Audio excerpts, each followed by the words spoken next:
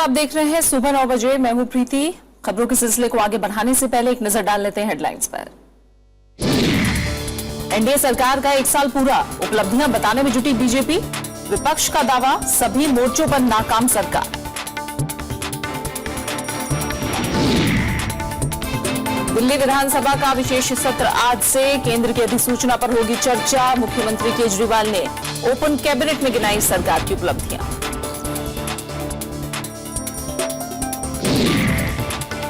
राजस्थान में गुर्जर आंदोलन छठे दिन भी जारी। बातचीत की जगह को लेकर सरकार और आंदोलनकारियों के बीच मतभेद। दिल्ली मुंबई रूट बाधित होने से परेशान मुसाफिर।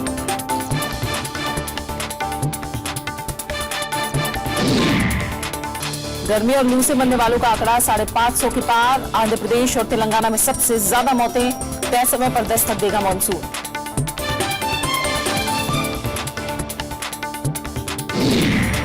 और अफगानिस्तान के हेलमंद में आतंकी हमला, 26 सुरक्षाकर्मियों की मौत। तालिबान ने ली हमले की जिम्मेदारी।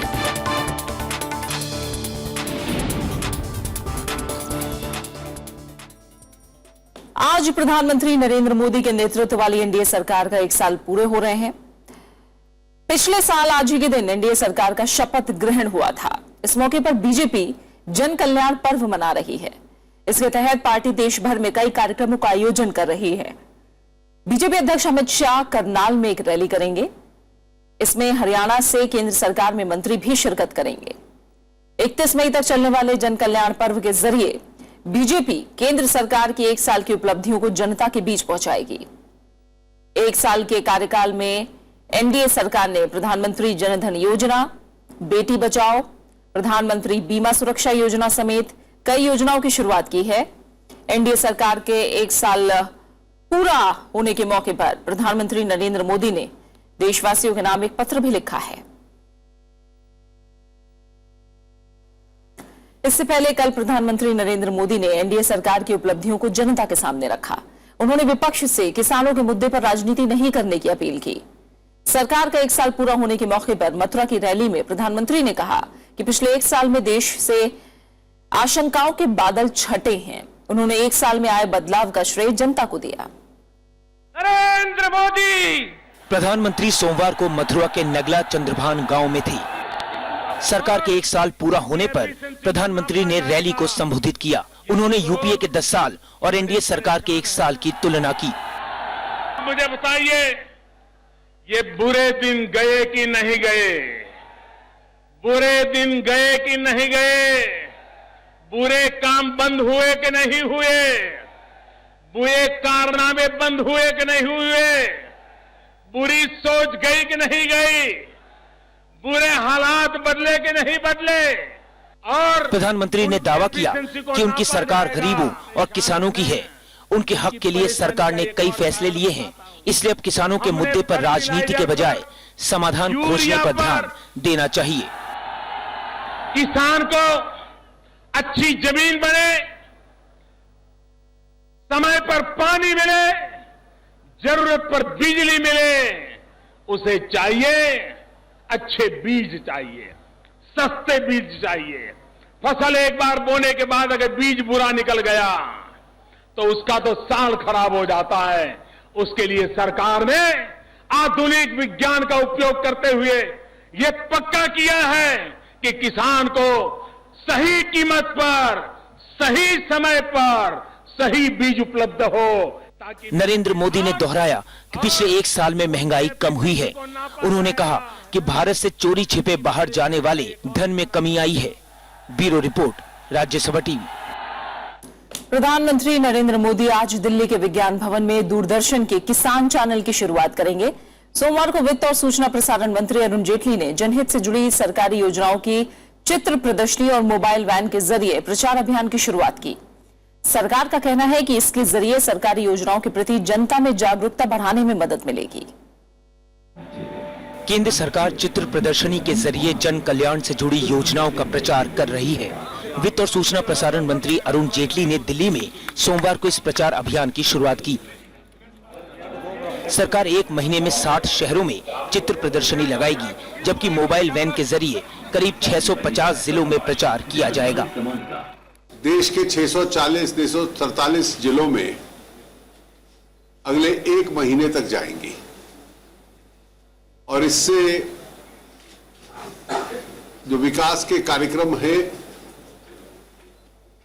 उसका प्रचार जनता तक पहुंचे, ये डीएवीपी का आयोजन है। सूचना और प्रसारण मंत्री ने 26 मई से प्रसार भारती का नया चैनल किसान टीवी शुरू करने की घोषणा भी की। किसानों को जिन जिन विषयों की जानकारी की आवश्यकता है उसको मद्देनजर रखते हुए इन कार्यक्रमों का आयोजन हुआ है। इसके साथ साथ जो मनोरंजन कार्यक्रम भी रहेंगे इस चैनल पे, वो विशेष रूप से ग्रामीण भारत में ज्यादा रुचि हो उस दृष्टि से रहेंगे। एनडीए सरकार के 1 साल के शासन में जनधन योजना, स्वच्छ भारत अभियान, मेक इन इंडिया समेत सामाजिक और महिला सुरक्षा से जुड़ी कई योजनाएं शुरू की गईं। हालांकि विपक्ष का आरोप है कि पुरानी योजनाओं को ही नाम बदलकर लागू किया गया है। प्रणव गोस्वामी, राज्यसभा टीवी। एक तरफ सरकार अपनी उपलब्धियों को गिनाने और प्रचार करने में जुटी है, तो वहीं विपक्षी दल सरकार को हर मोर्चे पर नाकाम बता रहे हैं। कांग्रेस देश भर में प्रेस कॉन्फ्रेंस करके सरकार की खामियों को उजागर कर रही है। कांग्रेस का कहना है कि एनडीए सरकार के 1 साल में अर्थव्यवस्था के कई क्षेत्रों में प्रदर्शन निराशाजनक रहा। पूर्व वित्त मंत्री पी चिदम्बरम ने कहा कि बुनियादी क्षेत्र पिछड़े हैं और कई योजनाएं अटकी हुई हैं। एनडीए सरकार के 1 साल के विश्लेषण के लिए कांग्रेस ने सोमवार को पूर्व वित्त मंत्री पी चिदम्बरम को मैदान में उतारा। चिदम्बरम ने आरोप लगाया कि कई बड़े प्रोजेक्ट्स अब तक शुरू नहीं हो पाए हैं। How that vision is being translated into specific policies, and I don't see how those policies are being broken down into specific programs and being implemented. P Chidambaram ने कांग्रेस को विकास विरोधी बताने वाले आरोपों को खारिज किया। उन्होंने कहा कि कांग्रेस चाहती है कि सभी विधेयकों का पहले स्थायी समितियां परीक्षण करें। उन्होंने ये भी कहा कि खाने पीने की चीजें अब भी महंगी हैं। While retail inflation has indeed come down, there are at least 3 dals and 4 or 5 vegetables and milk where there is a considerable price rise hurting the average family. दूसरे विपक्षी दल भी सरकार को महंगाई और बेरोजगारी के लिए आड़े हाथों ले रहे हैं। समाधान कहीं है ही नहीं, सिर्फ है न ढोल पीटा जा रहा। अब ढोल पीटने से कैसे मना करें हम? लेकिन कोई जो कहा था उन्होंने, एक बात है जो इसका समाधान निकला। सबसे बड़ी विकट समस्या तो बेकारी, बेरोजगारी है।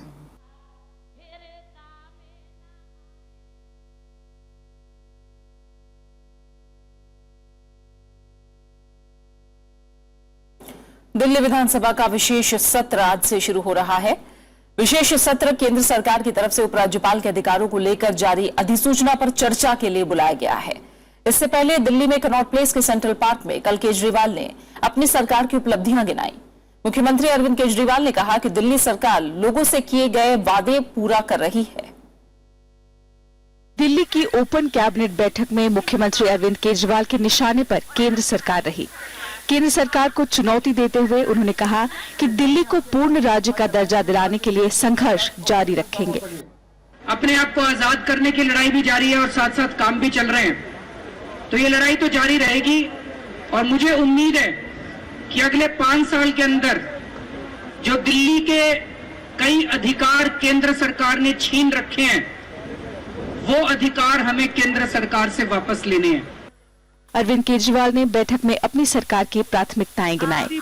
उन्होंने कहा कि उनकी सरकार राजधानी में बिजली, पानी, शिक्षा, स्वास्थ्य, भ्रष्टाचार और महिला सुरक्षा समेत 11 क्षेत्रों पर प्राथमिकता से काम करेगी। साथ ही केजरीवाल ने दावा किया कि दिल्ली में भ्रष्टाचार में 70 से 80% तक की कमी आई है। मैं आज ये दावे के साथ कह सकता हूं कि दिल्ली के अंदर कम से कम 70 से 80% एक्सटॉर्शनिस्ट करप्शन तो खत्म हो गया। जहां हमें पता चलता है, मुझे खबर मिलती है कि फलाने विभाग में ज्यादा करप्शन है, तुरंत वहां एंटी करप्शन ब्रांच की हम सर्वेलेंस टीम भेज देते हैं। इधर बीजेपी ने दिल्ली सरकार पर वादों से मुकरने का आरोप लगाया कि आप 49 डेज भी सरकार में आए थे और आज भी आप सरकार में हैं। आप उठाइए ना पूर्ण राज के मुद्दे को, आप उठाइए, पूर्ण राज के लिए आप संघर्ष करिए। लेकिन जिस चीज के लिए आप आए हैं, जो आपको डिलीवरी करनी है, जो आपको गवर्नेंस करनी है, जनता को जो सुविधाएं देनी है, उस सुविधाओं को देने के लिए किसने रोका? क्या आप केवल बहानेबाजी करते रहेंगे? वहीं कांग्रेस ने मुख्यमंत्री अरविंद केजरीवाल के ओपन कैबिनेट बुलाने पर ही सवाल उठा दिया है। तमाशे की क्या जरूरत थी? ये कोई ओपन हाउस मीटिंग तो थी नहीं। कुछ गिने हुए आदमी बुलाए थे, 400, 500, 700 आदमी वहां थे। तो ये काम तो आप असेंबली में भी कर सकते थे। आपने दिल्ली के लाखों करोड़ों रुपए आज बर्बाद कर दिए ड्रामे के अंदर। इस बीच आज केजरीवाल सरकार ने केंद्र की अधिसूचना पर चर्चा के लिए दिल्ली विधानसभा का आपात सत्र बुलाया है। उन्होंने इस मुद्दे पर कानूनी रास्ता अख्तियार करने के भी संकेत दिए हैं। अपने 100 दिन के कामकाज का लेखा जोखा लेकर केजरीवाल खुले आसमान के नीचे पहली बार अपनी पूरी कैबिनेट के साथ जनता के बीच में मौजूद थे। केजरीवाल ने जनता से सवाल जवाब भी लिए और साथ साथ ये भी साफ कर दिया कि आने वाले 5 साल वो केंद्र सरकार के साथ अपने अधिकारों की जंग यूं ही जारी रखेंगे। कैमरा पर्सन मनोज के साथ अनु दीवान, राज्यसभा टीवी, दिल्ली। केंद्र सरकार से नियुक्ति विवाद मामले में दिल्ली सरकार को हाईकोर्ट की एक टिप्पणी से बड़ी राहत मिली है। हाईकोर्ट ने एक मामले की सुनवाई के दौरान केंद्र की अधिसूचना पर संदेह जताया है। अधिसूचना में दिल्ली के भ्रष्टाचार निरोधक शाखा को केंद्रीय कर्मचारियों पर कार्रवाई करने से रोका गया है। कोर्ट ने कहा है कि उपराज्यपाल को जनता की तरफ से चुनी गई सरकार के मंत्रिमंडल की सलाह मानने के लिए बाध्य हैं। दरअसल भ्रष्टाचार निरोधक शाखा ने दिल्ली पुलिस के हवलदार को गिरफ्तार किया था। कोर्ट ने इस गिरफ्तारी को सही माना और जमानत अर्जी खारिज कर दी। इस बीच मुख्यमंत्री अरविंद केजरीवाल ने इस फैसले को केंद्र सरकार के लिए बड़ी शर्मिंदगी का कारण बताया। दिल्ली हाईकोर्ट ने आदेश दिया है कि केंद्र सरकार को और गृह मंत्रालय को एंटी करप्शन ब्रांच, दिल्ली की जो एंटी करप्शन ब्रांच है, उसके मामले में दखल अंदाजी देने का कोई अधिकार नहीं है। तो ये मजबूती मिली हमको, बहुत बड़ी मजबूती मिली है। ये सारे पीछे पड़े हुए हमारे। नेशनल ग्रीन ट्रिब्यूनल यानी एनजीटी ने दिल्ली एनसीआर में 10 साल पुराने सभी डीजल वाहनों पर 13 जुलाई तक कार्रवाई करने से रोक लगा दी है। इससे पहले एनजीटी ने 25 मई तक डीजल वाहनों पर कार्रवाई करने से रोक लगा दी थी।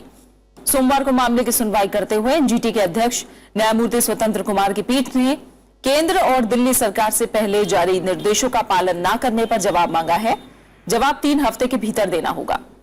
13 जुलाई को मामले में अंतिम सुनवाई होगी। इसके अलावा पीठ ने केंद्रीय प्रदूषण नियंत्रण बोर्ड से पूर्व में जमा कराई गई रिपोर्ट के पक्ष में और आंकड़े पेश करने को कहा है।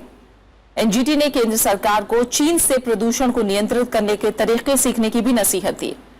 इससे पहले 7 अप्रैल को एनजीटी ने दिल्ली एनसीआर में 10 साल और उससे पुराने सभी डीजल वाहनों के परिचालन पर रोक लगा दी थी। कांग्रेस उपाध्यक्ष राहुल गांधी आज केरल पहुंचेंगे। 2 दिन की इस यात्रा में वो मछुआरों और रबड़ उत्पादकों की समस्याओं को सुनेंगे। इसके अलावा राहुल गांधी केरल के किसानों, पूर्व सैनिकों और मध्यम वर्गीय फ्लैट खरीदारों से भी मुलाकात करके उनकी समस्याओं को सुनेंगे। आज शाम कोझिकोड में वो युवा कांग्रेस की एक रैली को भी संबोधित करेंगे। कांग्रेस उपाध्यक्ष कल चवाकड़ तट और एर्नाकुलम जिले के अलुवा भी जाएंगे। आय से अधिक संपत्ति के मामले में तमिलनाडु की मुख्यमंत्री जयललिता के बरी होने से डीएमके सुप्रीम कोर्ट में इसे अब चुनौती देगी। डीएमके प्रमुख एम करुणानिधि ने कल इस बात की घोषणा की है। उधर कर्नाटक सरकार अपील करने पर आज फैसला कर सकती है। चेन्नई में सोमवार को द्रविड़ मुनेत्र कड़गम यानी डीएमके के जिला सचिवों की बैठक हुई। बैठक में मुख्यमंत्री जयललिता के खिलाफ अपील करने का प्रस्ताव पारित किया गया। पार्टी प्रमुख एम करुणानिधि ने बयान में कहा कि सुप्रीम कोर्ट ने डीएमके को इस मामले में एक पक्ष माना है, इसलिए अपील करने का फैसला किया गया है। पार्टी ये भी चाहती है कि इस मामले में कर्नाटक सरकार को पहल करते हुए अपील करनी चाहिए। We hope that the Karnataka government will go on appeal against the judgment given by Karnataka High Court in Jayalalitha's disproportionate case. If the Karnataka government fails to appeal, DMK has decided to, because we have got locus standi, therefore DMK will proceed with the case.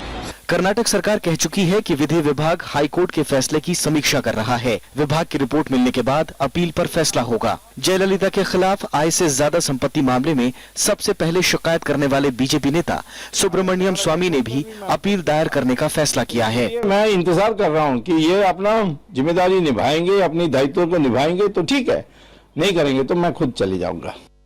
67 साल की जयललिता करीब 8 महीने बाद शनिवार को तमिलनाडु की फिर से मुख्यमंत्री बनी हैं।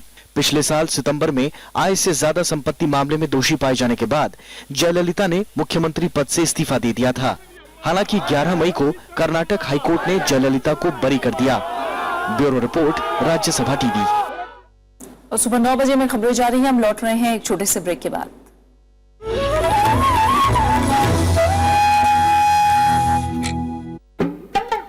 ओलंपिक नाम उस जगह का है जहां जाकर भारतीय टीम हारती है। जाना हमारा काम है, हराना उनका काम। जब भी आगे बढ़ने का सवाल आया, हमने लखनवी अंदाज में झुककर कहा, पहले आओ। सबसे बड़ी समस्या तो एक बार जहां से चुनाव जीत गए वहां से फिर जीतना है। उनकी नजर उनका शहर में शरद जोशी का रचना संसार।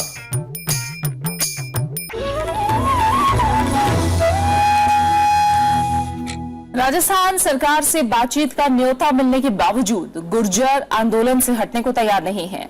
आंदोलनकारियों ने दूसरे दौर की बातचीत के लिए जयपुर आने से इनकार करके बयाना में ही बातचीत की शर्त रख दी है। हालांकि राज्य सरकार ने गुर्जर नेताओं को जयपुर में वार्ता के लिए फिर से आमंत्रण भेजा। इस बीच स्थानीय लोगों की मदद से पुलिस ने NH11 से आंदोलनकारियों को हटा लिया है, लेकिन रेलवे ट्रैक पर अभी भी आंदोलनकारी जमा है। 5% आरक्षण की मांग को लेकर राजस्थान में गुर्जरों का आंदोलन 5वें दिन भी जारी रहा। आंदोलनकारियों ने दिल्ली मुंबई रेल मार्ग के बाद दौसा में राष्ट्रीय राजमार्ग 11 और सवाई माधोपुर जिले के राजमार्गों को जाम कर रखा है।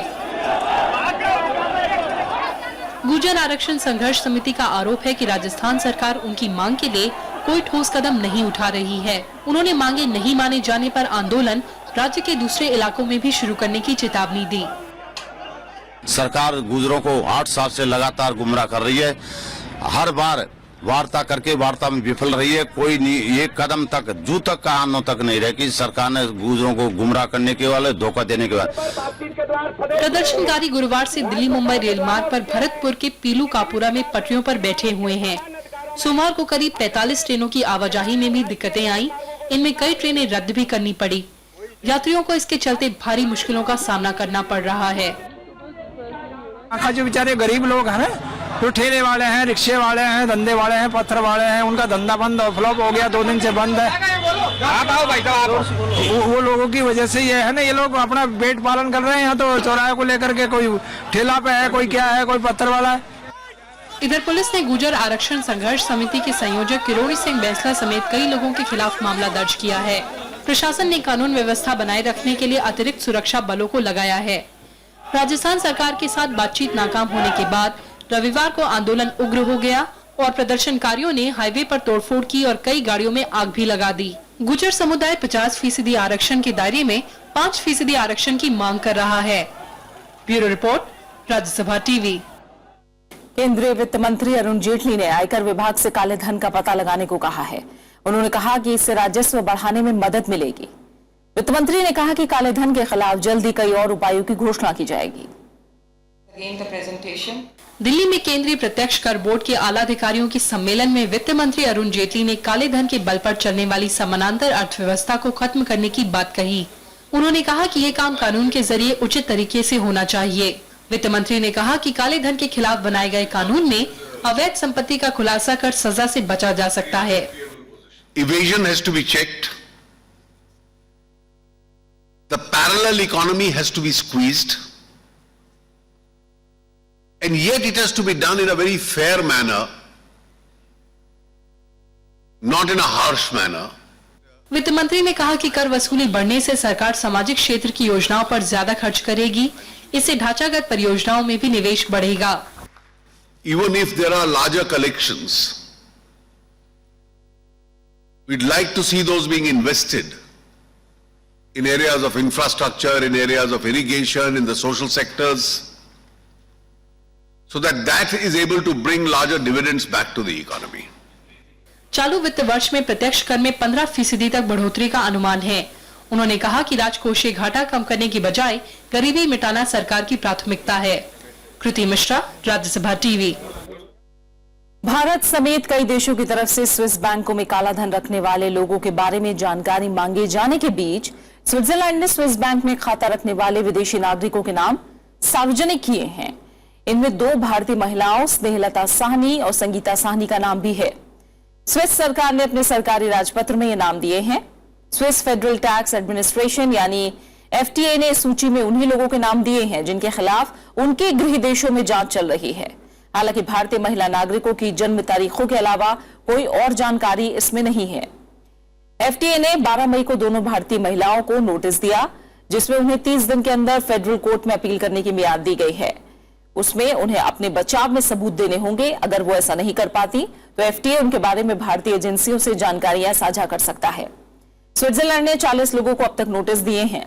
माना जा रहा है कि आने वाले दिनों में और भी खाता धारकों के नाम सामने आ सकते हैं।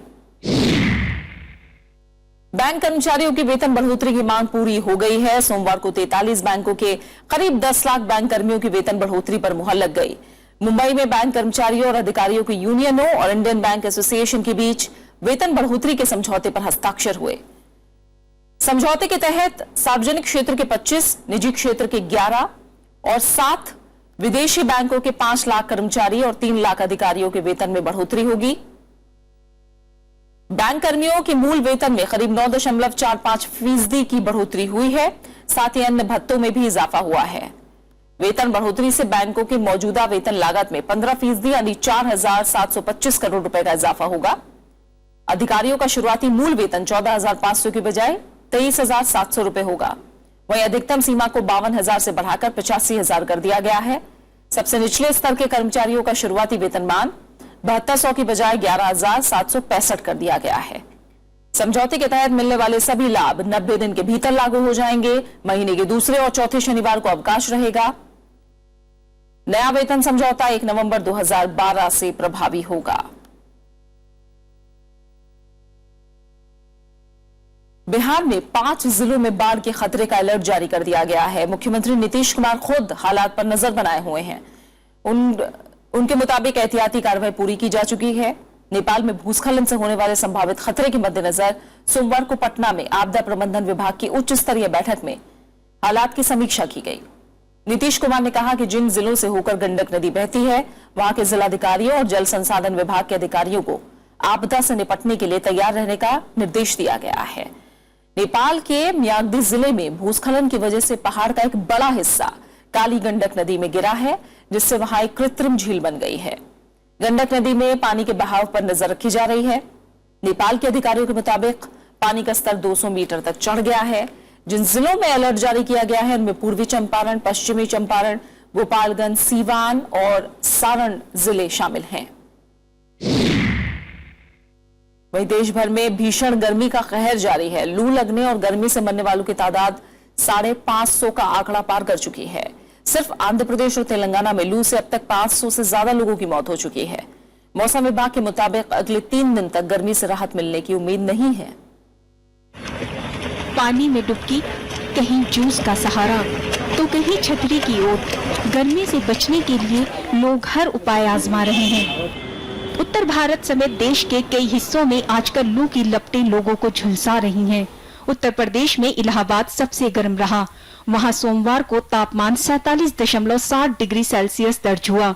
गर्म हवाओं की चलते दिल्ली वाले भी बेहाल हैं। राजस्थान के जैसलमेर और श्री गंगानगर जिले में तापमान 45.6 डिग्री सेल्सियस तक पहुंच गया। झारखंड के जमशेदपुर में रविवार को मौसम का सबसे गर्म दिन 44.8 डिग्री सेल्सियस दर्ज किया गया। ओडिशा में भी लू के थपेड़े चल रहे हैं। इतना हैवी टेम्परेचर है कि अगर आप घर से निकलो, अपने घर से पानी की बोतल लेके निकलो और 15 मिनट बाद तुम्हें पानी चाहिए, हर 15 मिनट बाद पानी चाहिए। मेघ भी अगर तुमने उसको पानी को कहीं इधर उधर रख दिया तो वो इतना गर्म हो जाता है कि टेम्परेचर को पानी भी नहीं पीने लग रहता। बहुत ज्यादा गर्मी है। बस ये स्टॉल बांध के हम लोग बस घूम रहे हैं और बस अगर कोई अम्ब्रेला मिल जाए, बस कोल्ड ड्रिंक की दुकान बस यही ढूंढते रहते हैं। इधर आंध्र प्रदेश और तेलंगाना में गर्मी से राहत की कोई उम्मीद नजर नहीं आ रही। आंध्र प्रदेश में अब तक 250 से ज्यादा लोग लू के प्रकोप के चलते मारे जा चुके हैं। वहीं तेलंगाना में भी करीब 200 लोगों की मौत हो चुकी है। इन राज्यों में गर्मी बढ़ने से अस्पतालों में मरीजों की संख्या भी बढ़ रही है। वहीं डॉक्टरों को भी कई परेशानियों का सामना करना पड़ रहा है। तेलंगाना सरकार राज्य में लोगों को जागरूक करने में जुटी है। Today we have taken a decision to stop the elective major surgical procedures because they may go into the complications of heat. So we want to, just now we have educated our patients to wait for another 1 week or 10 days. Immediately government से खाली वो लोगों को क्या करना कैसा रहना, ज़्यादा धूप में बाहर नहीं निकलना, थोड़ा छांव में रहना, अच्छे ठंडे पीते रहना, वही सजेशन दिए। ऑलरेडी एडवर्टाइजमेंट भी दिए, सब लोगों को अवेयर कर रहे हैं। मौसम विभाग के मुताबिक अगले 3 दिनों तक दिल्ली समेत उत्तर भारत में लू से राहत नहीं मिलेगी। संभावना ये है कि अगले 3 दिनों तक तापमान में ज्यादा परिवर्तन नहीं आएगा। ये जो हीट वेव की सिचुएशन है ये बनी रहेगी, लेकिन एक अच्छी बात यह है कि बहुत ज्यादा तापमान बढ़ेगा नहीं। इस बीच कई राज्यों में जारी बिजली की कटौती ने भी लोगों का जीना मुश्किल कर दिया है। हालांकि इस हफ्ते के आखिर में मानसून केरल तट तक पहुंचने से आने वाले दिनों में राहत की उम्मीद की जा सकती है। Bureau report, Rajya Sabha TV. उधर पश्चिम बंगाल में भी मौसम का मिजाज दिखा है। यहां पुरुलिया में कल 80 किलोमीटर की रफ्तार से चक्रवाती तूफानी हवाएं चली। करीब 3 से 4 मिनट तक चली तूफानी हवाओं की वजह से किसी तरह के जानमाल के नुकसान की खबर नहीं है, लेकिन कई जगह पेड़ों और बिजली के खंभे भी गिर गए।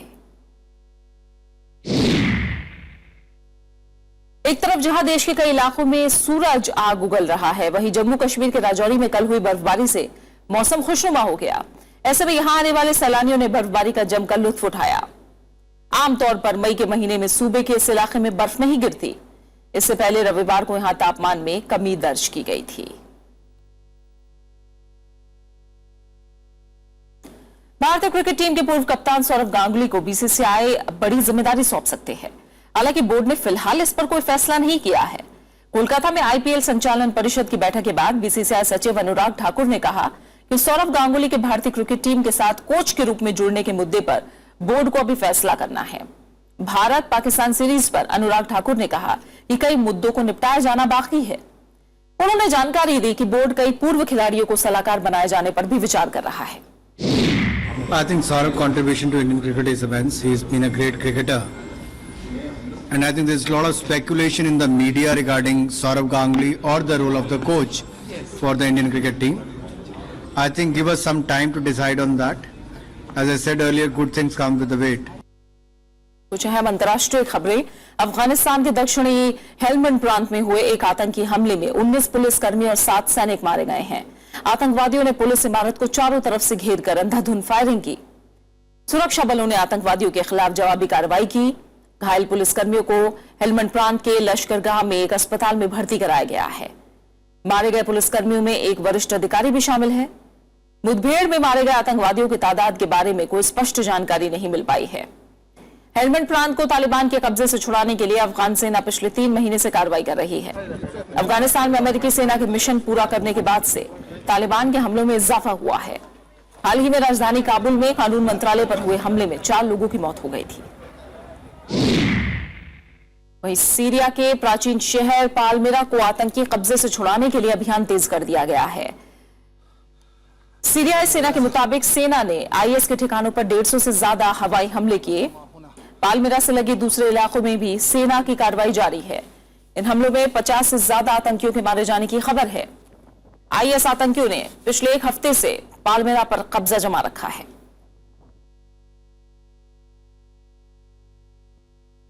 इसी के साथ फिलहाल इस बुलेटिन में इतना ही। जाते जाते एक नजर हेडलाइंस पर। एनडीए सरकार का 1 साल पूरा, उपलब्धियां बताने में जुटी बीजेपी। विपक्ष का दावा, सभी मोर्चों पर नाकाम सरकार। दिल्ली विधानसभा का विशेष सत्र आज से, केंद्र की अधिसूचना पर होगी चर्चा। मुख्यमंत्री केजरीवाल ने ओपन कैबिनेट में गिनाई सरकार की उपलब्धियां। राजस्थान में गुर्जर आंदोलन 6ठे दिन भी जारी। बातचीत की जगह को लेकर सरकार और आंदोलनकारियों के बीच मतभेद। दिल्ली मुंबई रूट बाधित होने से परेशान मुसाफिर। गर्मी और लू से मरने वालों का आंकड़ा 550 के पार। आंध्र प्रदेश और तेलंगाना में सबसे ज्यादा मौतें। तय समय पर दस्तक देगा मॉनसून। और अफगानिस्तान के हेलमंद में आतंकी हमला, 26 सुरक्षा कर्मियों की मौत। तालिबान ने ली हमले की जिम्मेदारी।